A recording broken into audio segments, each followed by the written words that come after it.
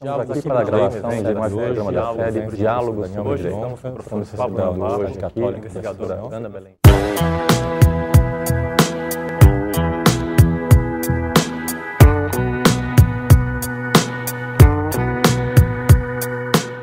Deixa eu fazer uma conexão de duas obrigações importantes que tem a ver com o sistema da prova. Então, de um lado aqui, eu tenho em vermelho aqui a norma tributária que faz nascer a obrigação tributária e cortando aqui na transversal, eu tenho a norma do dever acessório, que faz nascer a obrigação acessória. A diferença entre as duas, tradicionalmente, que a obrigação tributária tem por objeto o pagamento de um dado valor, enquanto a obrigação acessória é uma obrigação de fazer. Nós estamos em vias, agora, próxima à declaração do imposto de renda, todos os contribuintes aí perdendo não, ganhando, 1 ou 2 dias aí, para mesmo aqueles que têm o tributo retido na fonte, cumprindo as obrigações acessórias em relação ao imposto de renda. Exatamente. Suja ou não o tributo? Muitos ao contrário. O tributo já foi recolhido há muito tempo na fonte. Ele vai constituir essas normas, cumprir as obrigações acessórias, e ao invés de surgir uma obrigação tributária de pagar, vai surgir a obrigação do fisco de restituir, o que foi pago a maior. Então, o cumprimento de deveres acessórios lá no Estado colonial era ínfimo. Era ínfimo, a complexidade era... Mas é interessante que lá no Brasil colonial como aqui, o cumprimento da obrigação acessória, do dever acessório, significa a construção de provas que propiciam a cobrança do tributo. Isso mesmo. Então, confirma mais uma vez de que sem dúvida, o senhor da incidência, o senhor da prova, o senhor do dever acessório lá, era o poder público. O contribuinte, ele quase que não fazia nada. É interessante como o poder público vai direcionando, vai dirigindo o contribuinte de forma a construir as provas que ele precisa para cobrar da forma mais eficiente o tributo, por exemplo. No caso do quinto, por exemplo, houve a obrigação acessória que surgiu das chamadas casas de fundição. Isso. Que para garantir que aquele ouro era ou não era tributado, eu tinha que ter um selo que era dado uma casa de fundição e eu tinha que levar o ouro até a casa de fundição, era obrigado pelo Estado a levar até a casa de fundição para fundir e ter o meu selo ali. Até hoje existe o ouro com ativo financeiro, ele só pode circular no mercado se ele tiver o selo, se ele tiver a garantia de que aquele ouro está ativado de forma correta, senão ele vira uma mercadoria fora, não como moeda, mas como mercadoria fora do mercado, vira um bem, deixa de ser mercadoria, ele não pode circular. Ele tem um registro específico. O contribuinte que tem o ouro guardado, ele tem que registrar isso, para poder... Mas é interessante essa questão. Agora, parece um contrassenso, e aqui eu queria colocar um posicionamento muito pessoal. À medida que você tem o Estado colonial, sem ser um Estado de direito ainda, sem um Estado com as suas funções divididas de forma que conhecemos hoje. E hoje você tem um Estado já mais organizado, um Estado que, em função das constituições modernas, reparte muito bem as suas funções. Era o primeiro súbito de vista para aumentar o tamanho do Estado em termos de cumprimento de deveres, sair de um Estado que regulamentava muito pouco para um Estado regulamentador, Mas o que a gente percebe é o contrário, Os deveres que eram do Estado aqui na época colonial, eles, na época moderna, atual, eles migraram para os contribuintes e o Estado se reservou o poder de polícia de fiscalizar essas atividades do contribuinte. Porque, em princípio, passa-se a ideia de que o Estado assumiu mais funções com essa regulamentação. É equivocada essa ideia. Quem assumiu foram os contribuintes, os administrados. O Estado se reservou, e aí há várias teorias que explicam esse fenômeno, mas se reservou o poder de polícia de fiscalizar os contribuintes, de fiscalizar as concessões das estradas, ver se o pedágio é aquilo mesmo, de fiscalizar a moeda para dizer se o ouro está ativado corretamente, de fiscalizar a circulação de riqueza, CPMF, por exemplo, um rastreamento muito forte da circulação de riqueza, a antiga CPMF. O COAF criou-se órgãos de fiscalização, E o Estado, agora, o cumprimento dos deveres acessórios, o surgimento até da obrigação principal, com a descrição daquele fato, jurídico tributário e do surgimento daquela relação jurídica, passou-se tudo para os contribuintes. né? E ele fica sobre... Agora, isso gera, de certa forma, um grande nível de insegurança jurídica nos próprios contribuintes.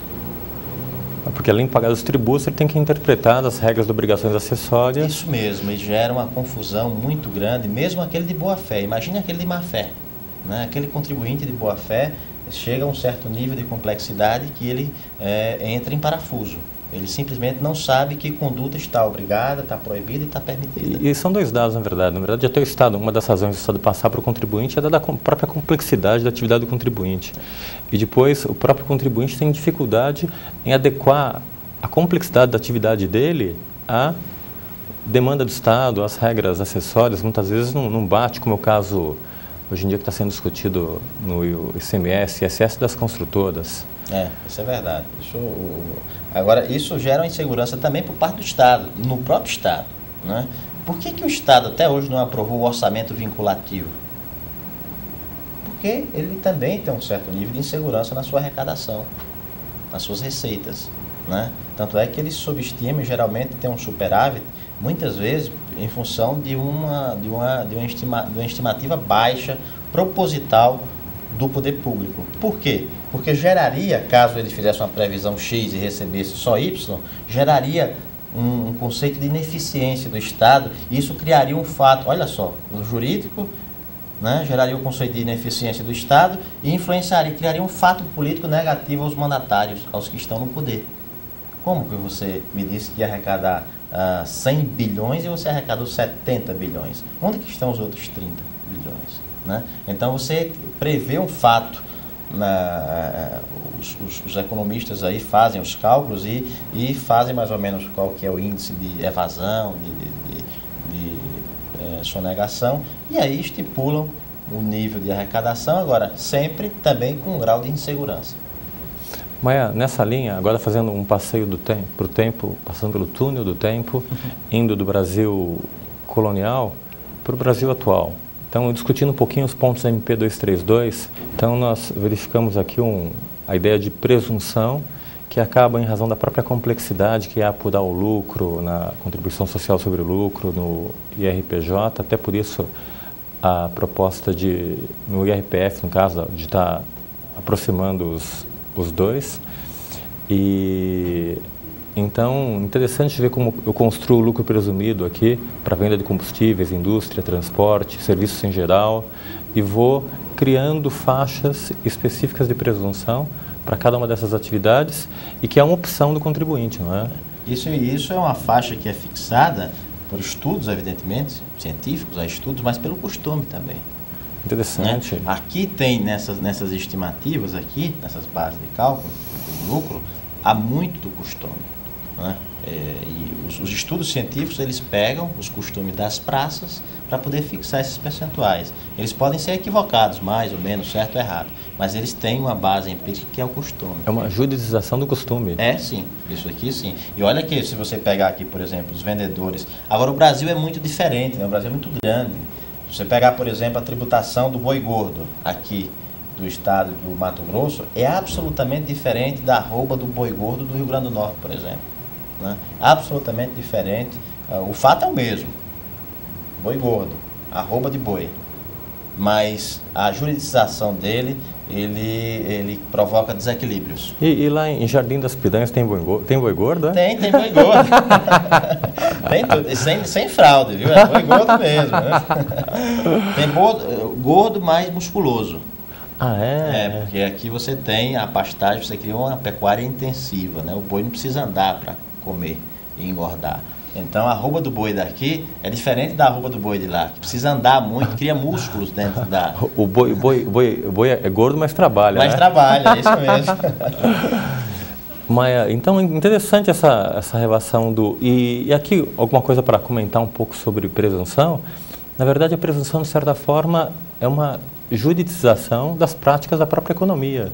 Não tenha dúvida. E, de certa forma, pode até questionar juridicamente essas presunções, dizendo, olha, essa não é a prática, isso não é o lucro. E, na verdade, isso é feito, de certa forma, pela opção que eu tenho se eu não quero presumido, vá, então, para o lucro real. Isso é verdade. Agora, isso também é uma armadilha, né? Você cria essa falsa ideia de que é uma opção Você com a faca no pescoço, uma opção dessa é ótima, né? Quando você tem uma carga. Agora, se você tem prejuízo, por exemplo, você tem que ir para o lucro real. Você vai ter prejuízo fiscal. Você vai estar lá, se você corre para o lucro presumido, você não tem outra opção. Então, e aí, como é que o contribuinte numa empresa ele vai saber se ele vai ter prejuízo fiscal, se ele vai ter um ganho pequeno, vai ter um ganho grande? É muito complicado a opção, por sinal, isso deve ser debate nas empresas logo na virada do exercício, qual vai ser quando tem aquelas possibilidades de ir para o lucro presumido, do lucro real. Como é que a gente vai se comportar o próximo ano, o próximo exercício, se vamos para o lucro real, para o lucro presumido, né? E aí faz toda uma análise de mercado para poder saber, nós vamos ter prejuízo, o nosso lucro vai ser pequeno. Não vale a pena arcar com aquele monte de obrigações acessórias do lucro real.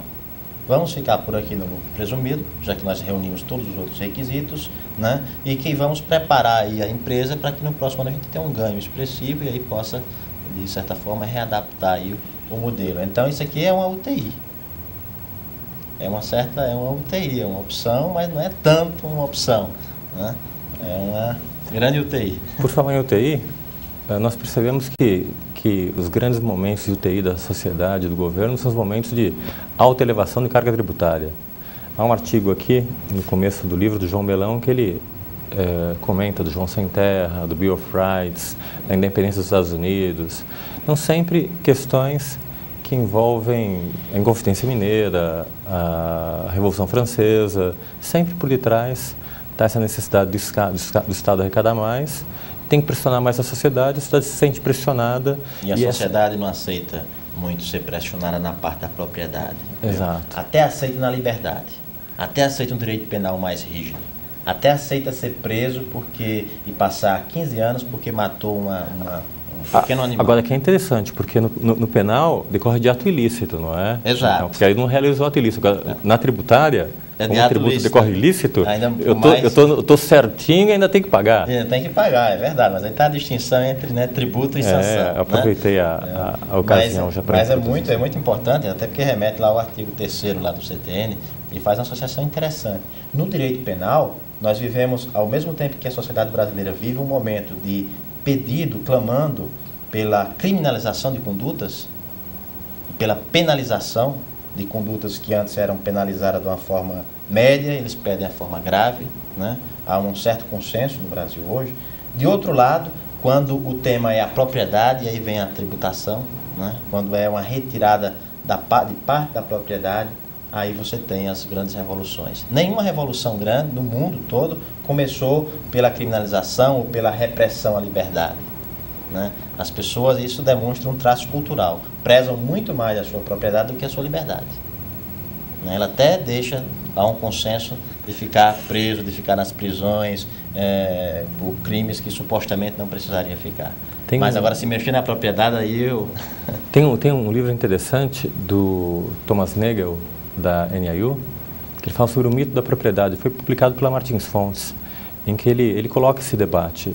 Se há uma contraposição entre o sistema tributário e a propriedade, ou se, na verdade, a própria propriedade não decorre do sistema tributário e da conformação do Estado, porque é o Estado que banca a propriedade, é o Estado que protege a propriedade. Que regulamenta. Então, até que ponto a propriedade não é aquilo que sobra dos bens depois que eu estou tributando.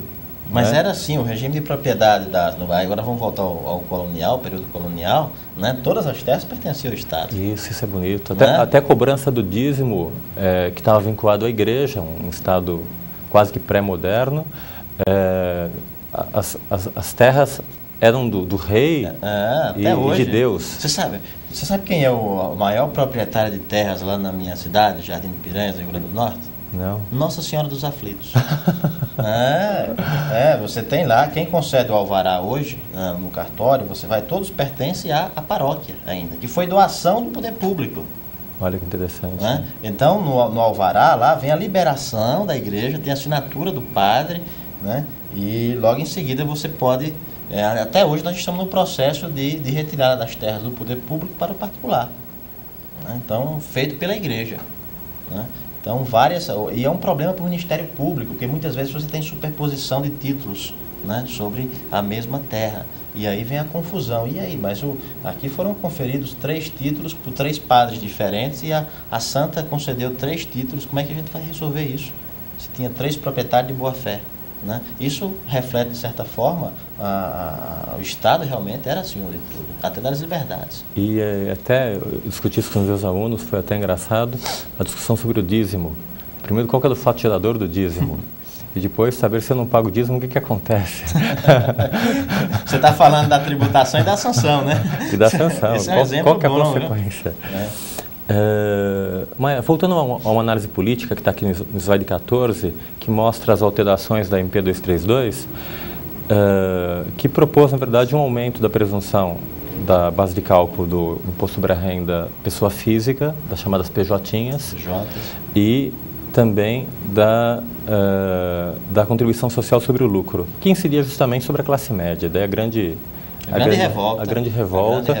Uma das poucas, né, Maia? É engraçado que eu lembro a Revolução... Classe média que tem acesso aos meios de comunicação. Né? Eu acho que também a Inconfidência Mineira foi uma revolução de classe média também. Classe média, a maioria. A carta do rei João Sem Terra, de 1215, também foi. A revolução, a separação das 13 colônias americanas da Inglaterra também foi pela classe média. Por quê? Porque tem acesso à circulação da informação. Né? A classe média ela tem uma circulação muito forte de informação. Então, por isso que os políticos disputam tanto esse apoio da classe média, porque ele é o divisor de águas. Não é os ricos que elegem ou que tiram alguém do poder, é a classe média. Né? E não é os ricos, as grandes empresas que contribuem com o bolo da arrecadação tributária hoje. É a pequena e média empresa, que pertence à classe média, não pertence aos ricos. Né? Então, a classe média é alvo... O sucesso hoje de certas políticas públicas implementadas pelo governo federal, realmente tem várias políticas que atingem a classe D e E, mas ela atingiu e ela desafogou a pressão que a classe média sentia em relação à responsabilização por essas pessoas. Então, se você observar aí os índices de aprovação do poder público, ele aumentou, não foi tanto no nível D e E, foi no nível B e C, porque tirou, de certa forma, a responsabilização dessas pessoas desse nível da sociedade. Então, você atingiu a classe média por meio da classe menos privilegiada. Interessante. Né? E o sistema tributário é a mesma coisa. Né? Quando a Receita, quando o poder público pretende aumentar a arrecadação ou pretende equilibrar, ela vai raciocinar em cima da classe média. A 232 foi em cima da classe média e a contraposição da classe média foi muito forte, porque a mídia e aí o desenvolvimento da tecnologia permitiu que a classe média divulgasse a MP 232 e fizesse o contraponto ao poder público, acabou